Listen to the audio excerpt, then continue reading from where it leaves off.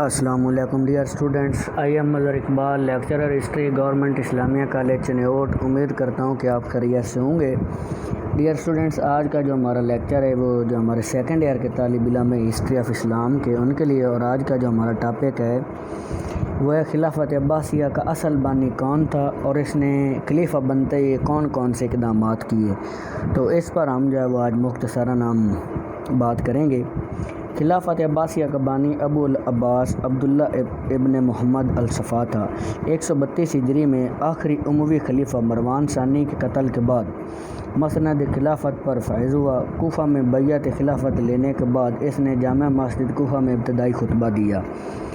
پہلا خطبہ، اس خطبے میں اس نے اہلیان شہر کو خطاب کرتے ہوئے کہا، خلافت میراث نبوت ہے جو اب خاندان نبوت میں واپس آ گئی ہے۔ ہم ہی وارثان نبی ہیں۔ ہم اعلان کرتے ہیں کہ ہماری حکومت کے تمام مقدمات کا فیصلہ قرآن اور سنت کی روشنی میں کرے گی۔ امویوں نے ہم پر بڑے ظلم توڑے، خالق خدا کو ستایا، اللہ نے ان سے ہمیں نجات دلائی اور ہمیں ہمارا ورثہ مل گیا۔ میں یقین دلاتا ہوں کہ اب امور سلطنت کی انجام دہی میں مساوات، عدل اور انصاف کو ملوز خاطر رکھا جائے گا۔ دارالخلافہ کی تبدیلی۔ ابو العباس الصفا نے کوفہ میں اپنی خلافت کی بیعت لی تھی۔ کوفہ کو دارالخلافہ بنانا چاہیے تھا، لیکن ابو العباس کو کوفیوں پر اعتماد نہیں تھا، اس لیے اس نے کوفہ کی بجائے انبار کے قریب ہاشمہ نامی ایک شہر آباد کر کے اپنا دارالخلافہ بنایا۔ ہاشمیہ کو بعد میں مدینہ المنصور بھی کہا گیا۔ نیا انتظامی ڈھانچہ۔ عباسیوں کو ایک وسیع و عریض سلطنت ہاتھ لگی، اسپین کے علاوہ، جس پر اموی شہزادے عبد الرحمن الداخل کا قبضہ تھا۔ تمام سلطنت پر ابو العباس بلا شرکت غیر حکمران بن گئے۔ اس نے خلافت کی باغ دوڑ سنبھالتے ہی حکومت کے انتظامی ڈھانچے میں بنیادی تبدیلیاں کی، صوبوں کی اثر نو تشکیل کی، ان پر اپنے عزیز و اقارب اور انتہائی قابل اعتماد اشخاص کا تقرر کیا۔ مدینہ منورہ، مکہ معظمہ، یمن اور یمامہ کو ملا کر ایک صوبہ بنا دیا، جس پر ابو العباس نے اپنے چچا داؤد کو والی مقرر کیا۔ شام کی گورنری اپنے چچا عبداللہ بن علی کے سپرد کی۔ جزیرہ آذربائیجان اور آرمینیا کو ملا کر ایک صوبہ تشکیل کیا، جس کا والی اپنے بھائی ابو جعفر منصور کو بنایا۔ اسی طرح مصر کا گورنر ابو عون عبد المالک بن یزید کو بنایا۔ خراسان کی باغ دوڑ ابو مسلم خراسانی کے پاس رہنے دی۔